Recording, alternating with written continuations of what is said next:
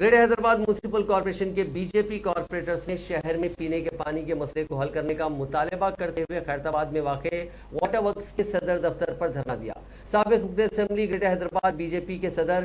سی Ram Chandra ready کی قیادت میں یہ دھرنا منظم کیا گیا، جس میں بی جے پی کارپوریٹرز کے علاوہ اہم قائدین نے بھی حصہ لیا۔ اس موقع پر میڈیا سے خطاب کرتے ہوئے رام چندر ریڈی نے کہا کہ شہر کے کئی علاقوں میں پینے کے پانی کا مسئلہ ہے اور کئی علاقوں میں آلودہ پانی سربراہ کیا جا رہا ہے، جس سے غریب عوام بیمار ہو رہے ہیں اور آلودہ پانی سے متاثر ہو کر کئی افراد دواخانوں میں شریک ہیں۔ انہوں نے کہا کہ اتنا سب کچھ ہو جانے کے باوجود واٹر ورکس کی جانب سے